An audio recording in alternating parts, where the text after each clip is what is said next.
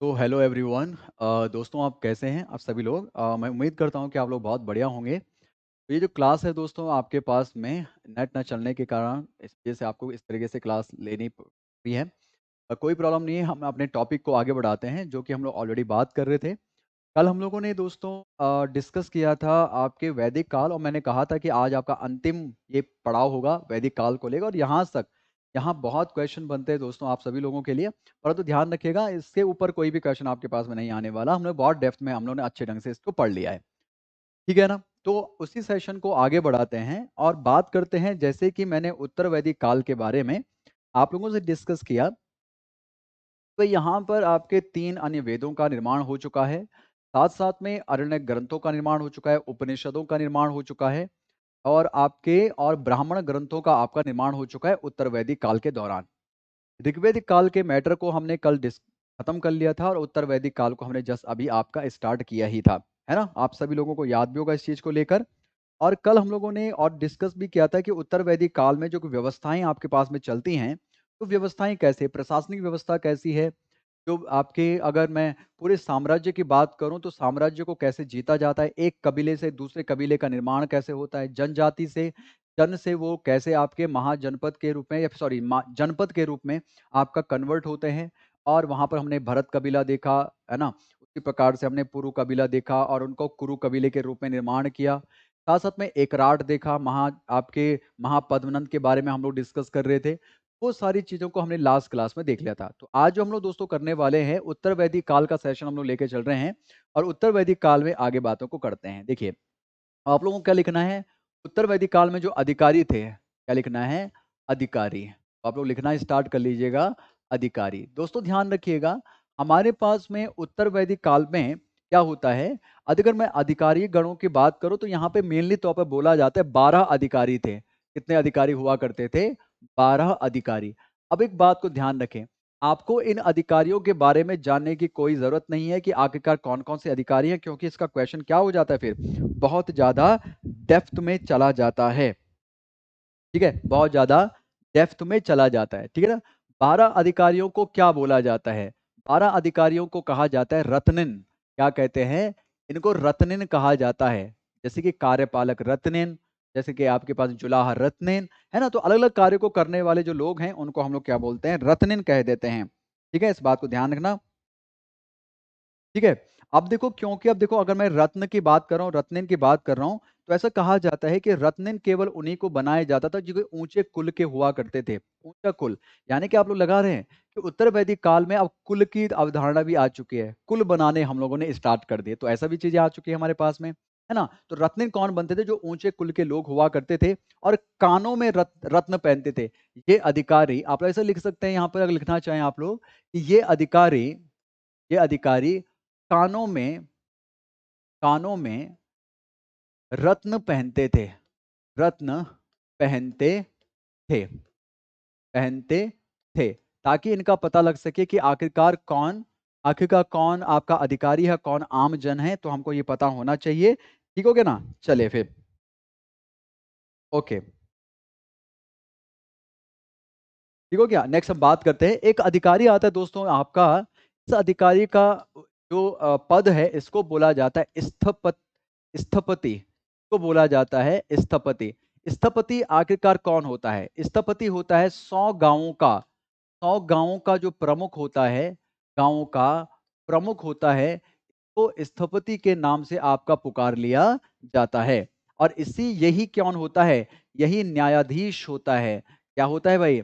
ये आपका न्यायाधीश भी होता है, जज भी आपके पास में होता है, जुडिशरी बॉडी का प्रमुख होता है, ठीक है ना? तो न्याय देने का काम भी आपका ये करता है।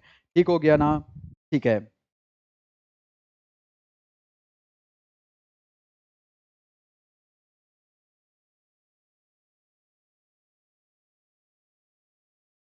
ठीक हो गया?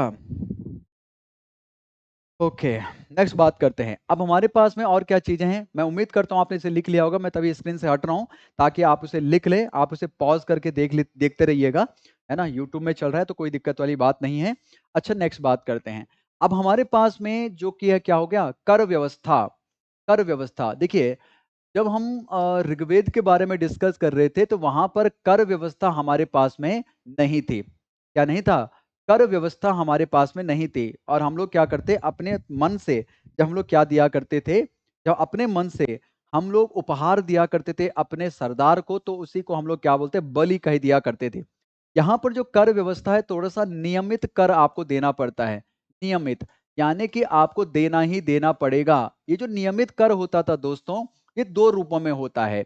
या फिर आप क्या दे दें, आप शुल्क के रूप में दे दें, या फिर आप उसे कोई पार्ट दे दें, शुल्क के रूप में दे दें, भाग दे दें। जैसे कि अगर मैं बात करूं कि मैं 100 रुपए कमाता हूं और हमारे राजा ने हमसे क्या लग दिया कि आपसे हम जो है 2 रुपए का शुल्क लेंगे। क्या लेंगे?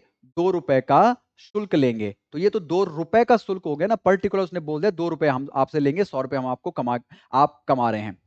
अब भाग क्या हो गया कि मैं आपसे 20% लूंगा। मैं आपसे क्या लूंगा?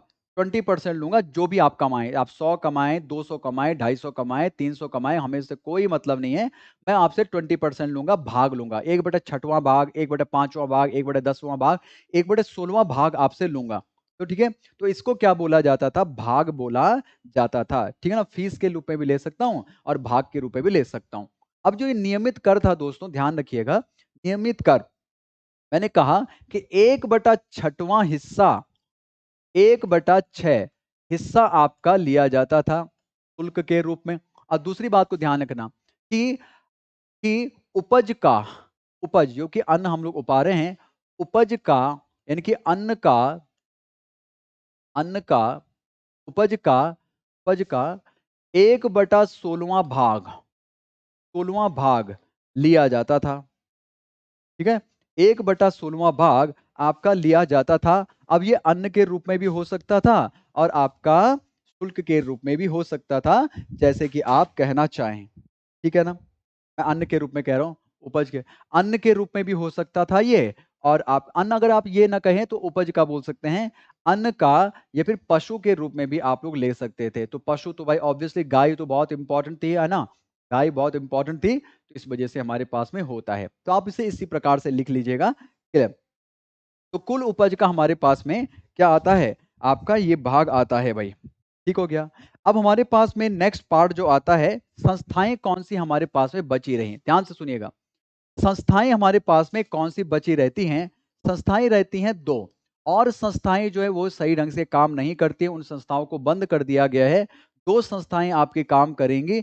एक संस्था होती है आपकी सभा, और एक होती है आपकी समिति। दोस्तों ध्यान रखिएगा, ये दो संस्थाएं ही हमारे पास में काम करने वाली है, और संस्थाओं को क्या कर दिया गया है? बंद कर दिया गया है। जैसे कि हम विदत की बात कर रहे थे, परिषद की हम लोग बात करते हैं, तो उन संस्थाओं को बंद कर दिया गया है। ये बातें क्लियर हो गई, इस बात को याद रखें, बहुत इंपॉर्टेंट है दोस्तों आप सभी लोगों का। ये क्वेश्चन आपसे सीधा ये बोल दिया जाता है कि उत्तर वैदिक काल में कर व्यवस्था कैसी थी। तो उत्तर वैदिक काल में नियमित कर स्टार्ट हो चुके थे, और नियमित कर में आपको शुल्क के रूप में देना पड़ेगा, या फिर आपको भाग के रूप में देना पड़ेगा। और जो शुल्क के रूप में 1/6वां हिस्सा आपको देना पड़ता है। और दूसरी बात ध्यान रखना, उपज, अगर मैं कुल उपज की बात करूं, कुल उपज का आपको कितना देना होता है? तो कुल उपज का 1/16वां भाग आपको देना पड़ता है अन्न के रूप में, या फिर पशु के रूप में आपको देना पड़ेगा। आप जो है अपने जानवर भी उनको हैंड ओवर कर सकते हैं अपने राजा को। ठीक है, तो ऐसा भी चीज हमको यहाँ पर देखने को मिलने लग जाती है। ठीक हो गया? तो आपने इसे नोट डाउन कर लिया होगा बिल्कुल तरीके से।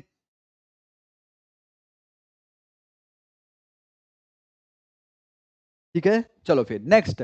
अब देखिए हमारे पास में एक शब्द मिलता है दोस्तों, ध्यान रखिएगा। देखिए एक शब्द मिलता है, विषमत्ता। विषमत्ता ये शब्द है दोस्तों, एक क्या शब्द है? विषमत्ता एक शब्द है। ये विषमत्ता शब्द किसके लिए प्रयोग किया गया है? राजा के लिए प्रयोग किया गया है। राजा के लिए प्रयोग, आप लोग देख रहे होंगे अब यहां पर राजा वाली स्थिति आ जाएगी, और राजा का बेटा राजा बनेगा। ये चीजें भी यहां पर आपकी उपस्थित हो चुकी हैं। राजा के लिए प्रयोग किया जाने वाला शब्द, किया जाने वाला शब्द, राजा के लिए शब्दों का दोस्तों आपका प्रयोग किया जाने लग गया था। और दूसरी बात को ध्यान रखना, विश्व का मतलब क्या होता है? विषमत्ता का मतलब क्या होता है? विषमत्ता का मतलब होता है कि वह व्यक्ति या फिर वो पद या फिर वो राजा जो कि जो कि विषयों के पति को, विषय बोलते हैं ना हम लोग, एक राज्य होता है फिर विषय होता है, तो विषयों के पति को क्या लेता है, उनसे टैक्स लेने का काम करता है, उसी को ही क्या बोलते हैं, आपका विषमत्ता बोल दिया जाता है। ठीक है ना, तो आप यहां पे लिख सकते हैं विष से, विष से टैक्स वसूलने वाला, टैक्स वसूलने वाला, विष से टैक्स वसूलने वाला या फिर वाले को क्या बोला जाता है, आपका विषमत्ता कह दिया जाता है। तो विषमत्ता कहते हैं टैक्स से टैक्स वसूलने वाले को। ठीक है दोस्तों, यहां पर एक शब्द और है दोस्तों हमारे पास में, और इस शब्द को बोला जाता है तक्षण। क्या कहते हैं, तक्षण। मैं कुछ इंपॉर्टेंट बता रहा हूं आपको, हम हर चीज को नहीं पढ़ेंगे क्योंकि बहुत डेप्थ में चीजें चली जाती हैं जो कि हमारे लिए इंपॉर्टेंट है नहीं। एक शब्द आता है दोस्तों बढ़ई, बढ़ई का मतलब होता है जो कि बर्तनों का निर्माण करता है, बर्तनों को बनाता है, चाहे वो कांसे का बर्तन हो गया, चाहे वो आपके तांबे के बर्तन हो गया, चाहे वो मिट्टी के बर्तन हो गया, चाहे वो लकड़ी के बर्तन हो गया, इन बर्तनों का निर्माण करने वाले व्यक्ति को ही बढ़ई बोल दिया जाता है। ठीक हो गया ना।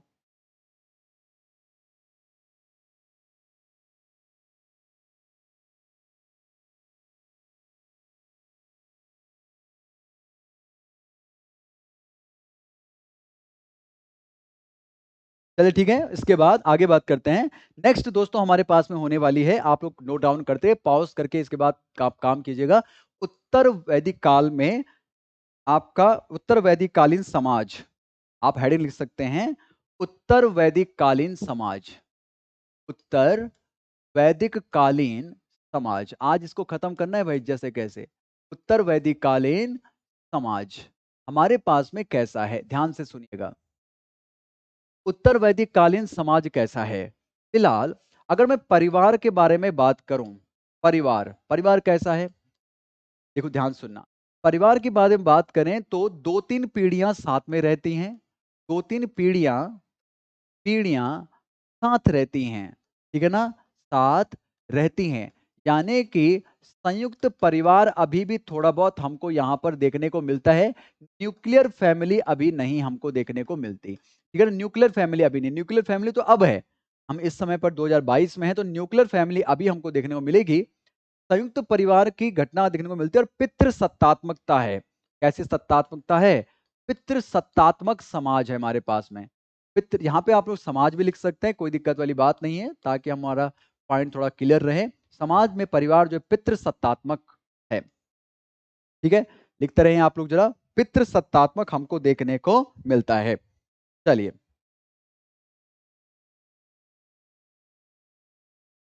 ठीक है, इसके बाद अब हमारे पास में क्या होता है, जो समाज है, समाज है, इस समाज को हमने सामाजिक आधार पर, वर्ण के आधार पर, और आपके मतलब शिक्षा के आधार पर, रंग के आधार पर इनको क्या करने लग गए, हम तोड़ने और मरोड़ने लग गए। यानी कि जैसे कि मैं आप लोगों से बात कर रहा था, इसको मैं यहाँ पर रफ कर रहा हूं दोस्तों, ध्यान सुनना। जैसे मैंने आप लोगों से बोला था कि एक ऋग्वेद काल में ब्राह्मण होते हैं, है ना, आपके क्षत्रिय होते हैं, या फिर वैश्य होते हैं, या फिर आपके शूद्र होते हैं। तो शूद्र हो, वैश्य हो, क्षत्रिय हो, या फिर आपके ब्राह्मण हो, ये चार वर्णों के जो लोग रहा करते थे, वो एक ही परिवार के भी हो सकते हैं, अलग अलग परिवार के भी हो सकते हैं, कोई दिक्कत वाली बात नहीं है। तो वहां पर तो केवल कर्म प्रधान है, वहां पर क्या था, कर्म प्रधान था। यानी कि कर्मों के आधार पर आप ब्राह्मण बन रहे हैं, क्षत्रिय बन रहे हैं, वैश्य बन रहे हैं, या फिर शूद्र बन रहे हैं। परंतु परंतु जब क्या होने लग जाएगा, जब आपका उत्तर वैदिक काल आएगा, तो ये कर्म को उन्होंने छोड़ दिया, खत्म कर दिया। जाति प्रथा यहीं से स्टार्ट होती है, उत्तर वैदिक काल से, ध्यान सुनना। कर्म को खत्म कर दिया और बोला कि जो जन्म के आधार पर होगा, यानी कि ब्राह्मण का अगर कोई बेटा पैदा होगा तो वो ब्राह्मण ही बनेगा, चाहे उसका कर्म ब्राह्मण वाला है कि नहीं है, चाहे उसने जनेऊ पहन रखा है, और जनेऊ पहनने के बाद कान पे जनेऊ को ऐसे मरोड़ेगा, और उसके बाद चिकन का टुकड़ा लेगा और आराम से शराब के साथ में उसको आनंद आनंद करेगा, है नहीं। तो आज के समय पर तो ऐसा भी देखने को मिलता है। आज के समय पर जो आपके पंडित गण होते हैं, पंडित वगैरह जो शादी वगैरह करवाते हैं ना घरों में, क्या करते हैं, पहले तो उन्होंने पूजा अर्चना कर दी और थोड़ी देर बाद जैसे पूजा अर्चना हो गया आधा 1 घंटे बाद, उसके बाद बोलते हैं भाई चलो थोड़ा-सा शराब भी हो ही जाए। करते कि नहीं करते? हाँ भाई, हर जगह देखने को मिलता है ऐसे नॉर्मल बात, अब तो खैर नॉर्मल हो चुका है। राइट, हो गया कि नहीं? और काफ़ी सारे पंडित तो भाई आपके उसी टाइम पर, देखिए ध्यान से सुनिएगा भाई आप लोग ज़रा, हमारा काम है आपको बताने का और आप लोग भी इस बात को भली-भाँति जानते हैं। क्या? भाई थोड़ा-सा एक आध पैग टिका दिए, फिर टिकाने के बाद क्या हो जाएगा? उसके बाद मंत्रों का उच्चारण हो रहा है बढ़िया ढंग से और सामने वालों को पता भी नहीं चल रहा मंत्र बोले बोले भी जा रहे हैं कि नहीं बोले जा रहे हैं। ऐसा भी आपको देखने को मिलता है। तो ये सारी चीज़ें यहाँ पर क्या होने लग गया था, मामला थोड़ा-सा पाखंड के तौर पर आने लग गया है। उत्तर वैदिक काल में पाखंड के तौर पर चीज़ें आनी स्टार्ट होने लग गई हैं। लोगों में अब गलत तरीके से ज्ञान को प्रमोट किया जा रहा है। लोगों को ये समझ में नहीं आ देखो, देखिए जो ज्ञानी लोग हैं, वो ज्ञानी लोगों के द्वारा ही जब गलत तरीके से चीज़ों को प्रमोट किया जाएगा और लोगों को बताया जाएगा कि केवल और केवल किन लोगों को शिक्षा लेनी चाहिए, केवल आपके ब्राह्मणों को शिक्षा लेनी चाहिए, क्षत्रियों को शिक्षा लेनी चाहिए, वैश्यों को शिक्षा लेनी चाहिए, शूद्रों को शिक्षा लेने का कोई अधिकार नहीं है और ना ही महिलाओं को शिक्षा लेने का अधिकार है। आप लोगों को समझ में आ रही है बातें या? उत्तर वैदिक काल की बात कर रहा हूं मैं, आज से लगभग 1100-1500 सालों की मैं बात कर रहा हूं। 1000-1500 साल, 2000 तो यही हो चुके हैं, यानी कि 3000 साल पहले की बात कर रहा हूं मैं अप्रोक्सीमेटली।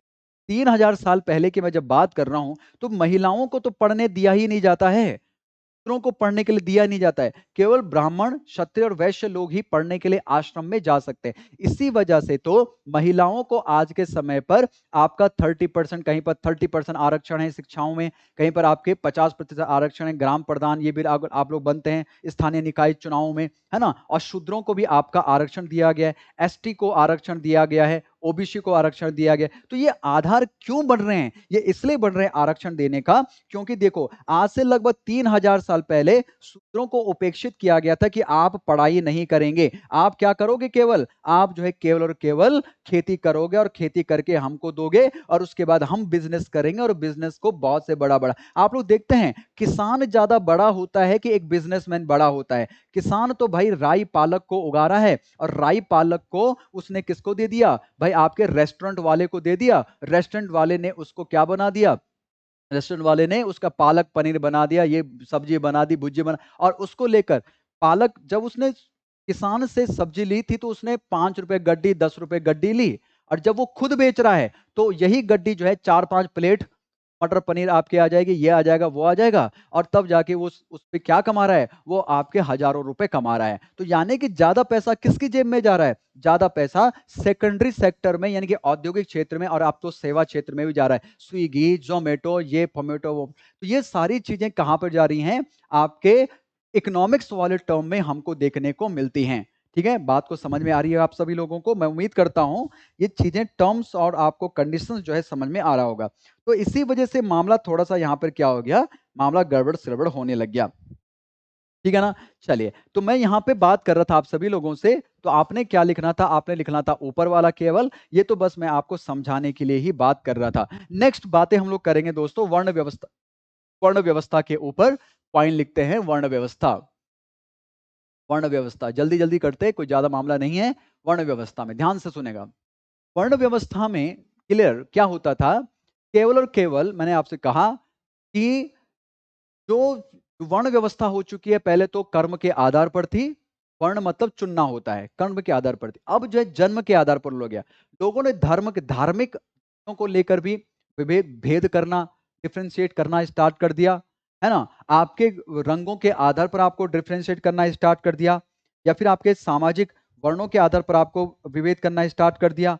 ठीक है ना? इस बात को आप लोग ध्यान से सुनिएगा। अगर मैं थोड़ा-सा आप लोगों से बात करूं कि जैसे जैसे अगर मैं बात करूं वर्ण व्यवस्था में 4 वर्णों में विभेद होने लग गया।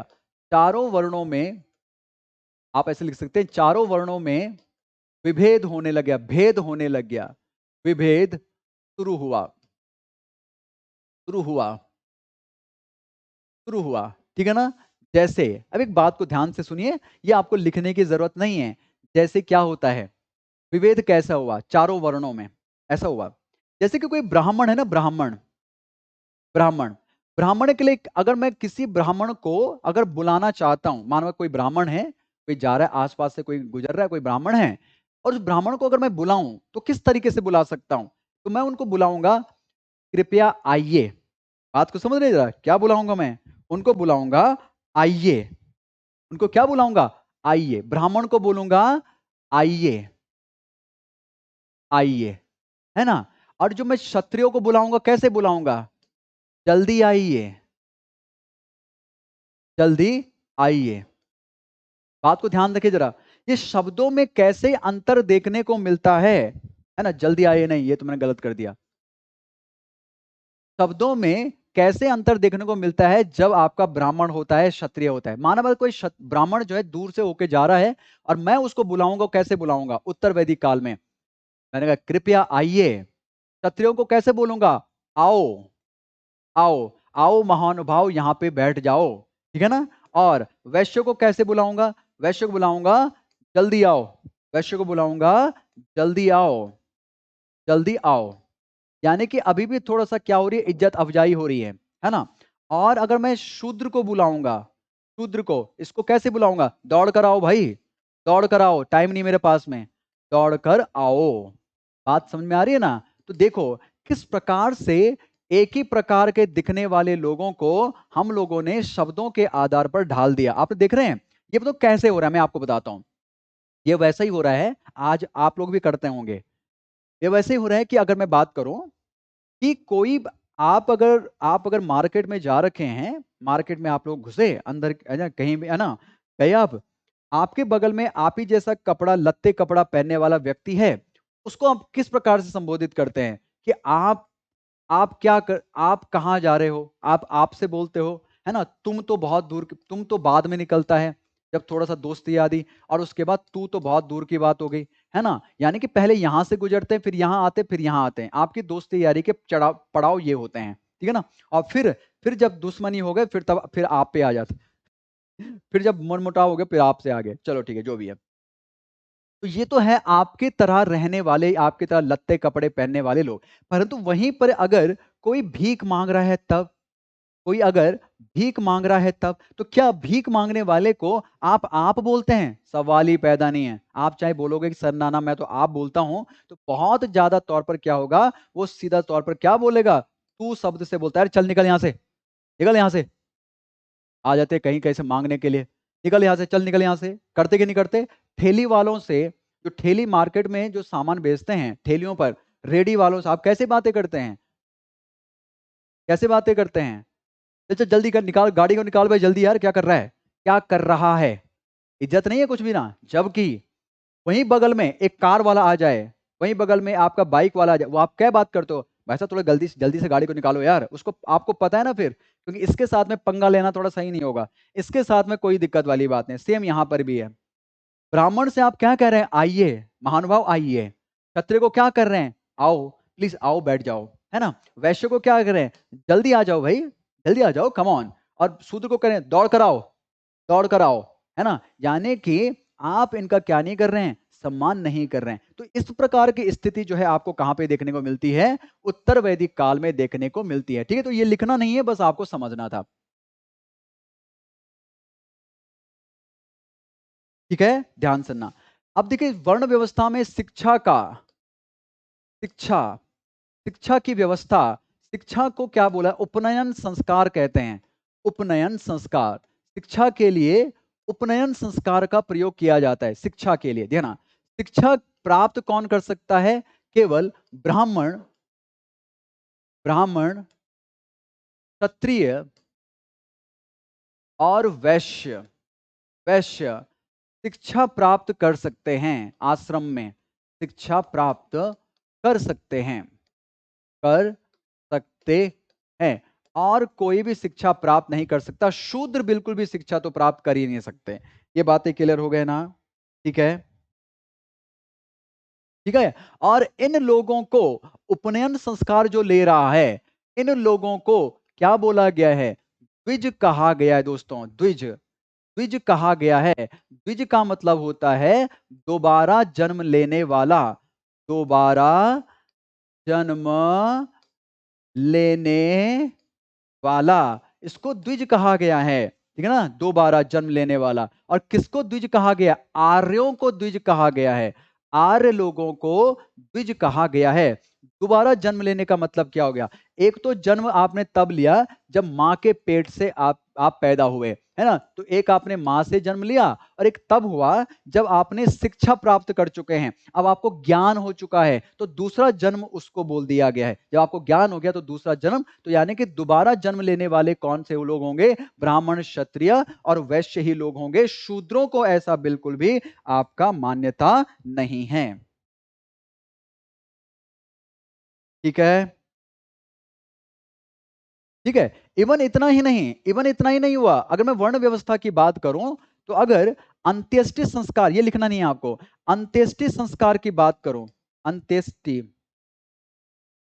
अंत्येष्टि संस्कार की बात करूं, यानी कि जब जलाया जाता है, दफनाया जाता है, जब किसी की मृत्यु हो जाती है, तो चारों वर्णों में भी अलग अलग प्रकार से होने लग गए कि किसी को आपका क्या किया जाएगा? लकड़ी दी जाएगी जलाने के लिए, या फिर उसको दफनाया जाएगा। ये सारी व्यवस्थाएं जो उत्तर वैदिक काल के दौरान आपकी होने लग गए। नेक्स्ट पॉइंट आप लोग लिखना दोस्तों, गोत्र गोत्र व्यवस्था व्यवस्था उत्तर वैदिक काल में, उत्तर वैदिक काल उत्तर वैदिक काल की देन है, की देन है। तो आपके गोत्र व्यवस्था, गोत्र जो है हम अपने नाम के साथ में कब जोड़ने लग गए? उत्तर वैदिक काल के दौरान जोड़ना स्टार्ट करने लग गए। तो गोपत गोत्र प्रथा आप लोग कह सकते हैं, गोत्र प्रथा बोले, गोत्र व्यवस्था बोले, यहां पर स्टार्ट होने लग गया।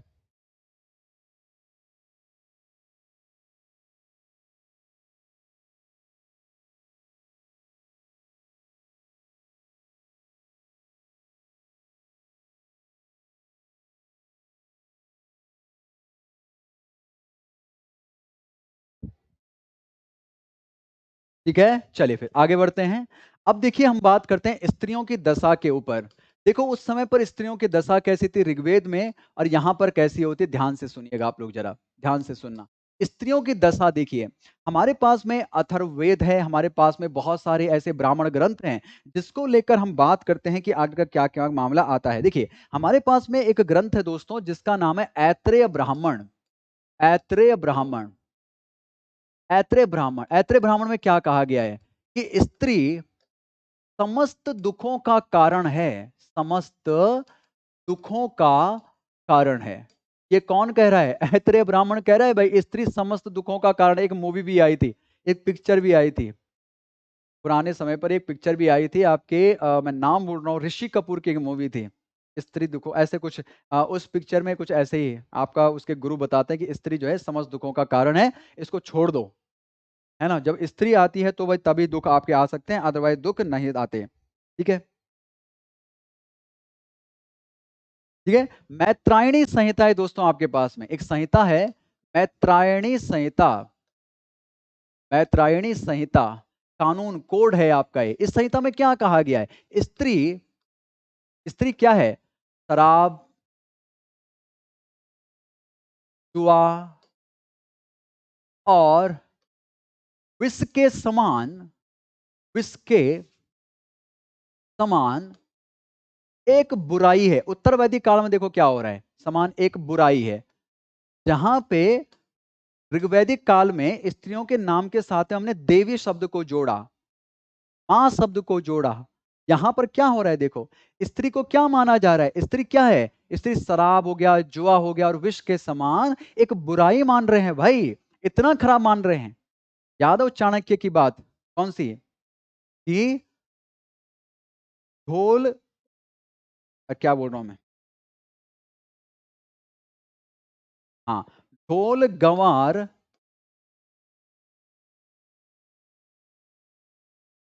शूद्र पशु नारी,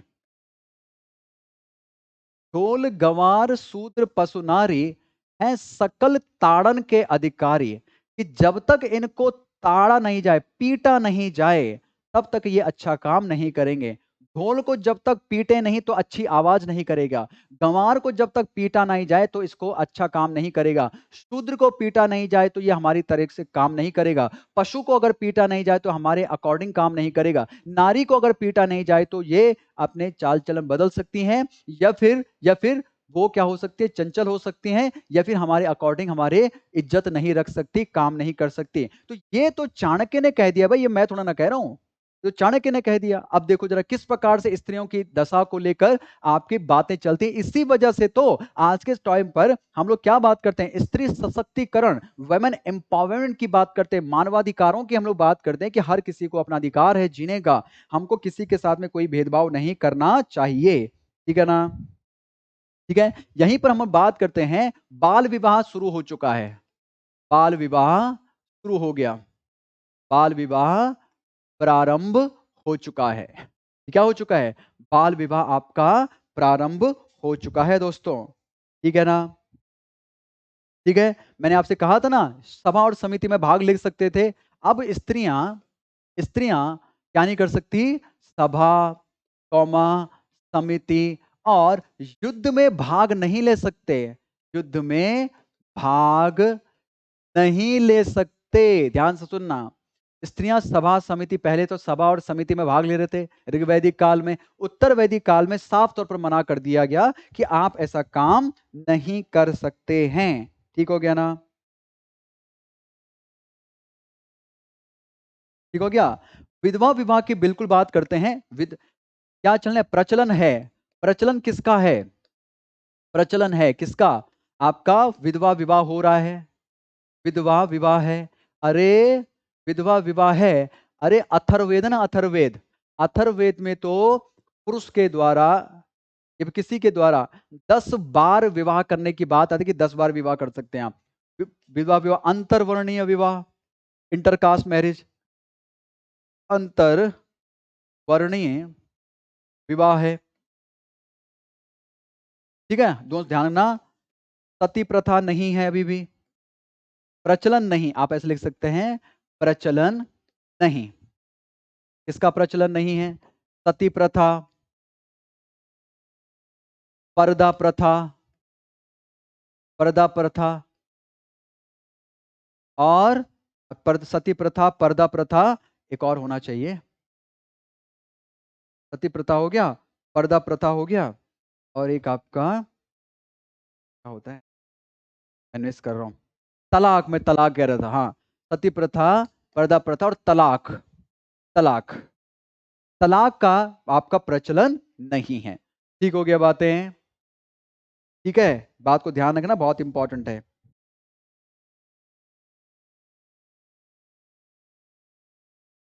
चलिए नेक्स्ट हम बात कर लेते हैं और क्या है स्त्रियों के बारे में। आप लोग इसे लिख लीजिएगा पॉज करके, मैं आगे बढ़ता हूं। नेक्स्ट, बहुपत्नी प्रथा आ चुकी है। ऑब्वियसली 10 बार विवाह कर रहे हैं तो बहुपत्नी प्रथा, बहुपत्नी प्रथा आ चुकी है, जबकि पहले मना कर लिया गया था। बहुपत्नीय प्रथा हमारे पास में स्टार्ट हो चुकी है। स्त्रियों के लिए अर्धांगिनी शब्द का यूज किया जा रहा है। अर्धांगिनी, अर्धांगिनी शब्द का पहली बार प्रयोग, अर्धांगिनी शब्द का पहली बार आपका प्रयोग क्या हो चुका है? स्टार्ट हो चुका है। बातें क्लियर हो गए ना? अब आपसे पूछा, वैसे नहीं पूछा जाएगा, बहुत डेप्थ वाला क्वेश्चन है। ये शतपथ ब्राह्मण में है, शतपथ ब्राह्मण, शतपथ ब्राह्मण में ये शब्द मिलता है हमको कि स्त्रियों के लिए अर्धांगिनी शब्द का प्रयोग सबसे पहले कहां पर मिलता है? शतपथ ब्राह्मण में मिलता है दोस्तों। ये बातें क्लियर?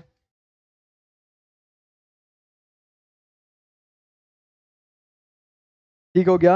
नेक्स्ट, अब हमारे पास में बात आती है खान पान को लेकर। खान पान, खान पान, क्या क्या चीजों को इन्होंने खाना स्टार्ट कर दिया, ध्यान से सुनिएगा। जैसे कि मैं बात कर रहा था, रोटी का ज्ञान हो चुका है। रोटी का, अच्छा, खान पान में ज्ञान की मैं बात करता हूं। ज्ञान हो गया, किस चीज का ज्ञान हो गया? रोटी का ज्ञान हो गया, तवा का ज्ञान हो गया, मछली का ज्ञान हो गया। बात को समझे? जो मेन मेन है, नमक का ज्ञान हो गया। ठीक है, रोटी का ज्ञान हो गया, तवा का ज्ञान हो गया, नमक का ज्ञान हो गया। इवन हम लोग और भी कुछ कह रहे थे, यानी कि बाघ हो गया, हाथी हो गया, आप और लिख सकते हैं चावल हो गया। ज्ञान अगर ना जोड़े, जानकारी की अगर मैं बात करूं, ये ज्यादा सही लगेगा लिखना, जानकारी हो गई, इनकी जानकारी हो गई। नमक, चावल, बाघ, हाथी, बाघ हो गया, हाथी हो गया, तो आप इसे यहां पर ये लिख सकते हैं। मनोरंजन हो गया, वो सारी चीजें एज इट इज चल रही हैं जैसे कि ऋग्वेद काल में आपकी चल रही थी। ठीक है दोस्तों, चलिए भाई,